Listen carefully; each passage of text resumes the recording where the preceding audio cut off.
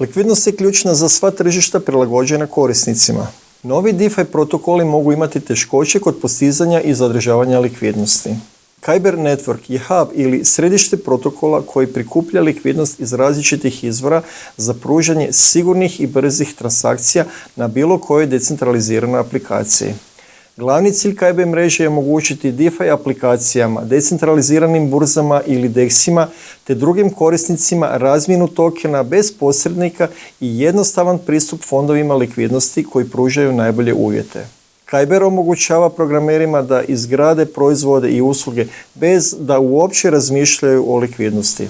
To sve za njih radi Kyber. Sve transakcije na Kyberu su on-chain, što znači da se mogu lako provjeriti na bilo kojem Ethereum Exploreru.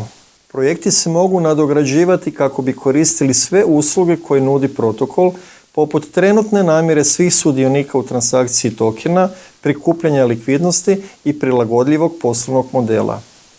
Kyber Network Crystal ili KNC je token u Kyberovom ekosustavu.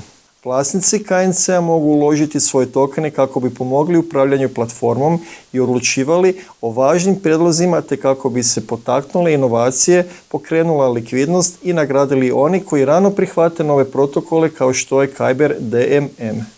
Kyber se trenutno nalazi na 109. mjestu s tržišnom kapitalizacijom od $293 milijuna.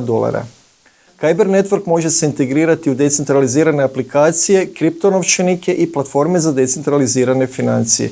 Misija Kyber mreže je stvoriti svijet u kojem se bilo koji token može koristiti bilo gdje, u bilo kojem novčaniku kao i za usluge plaćanja te novo razvijene financijske proizvode.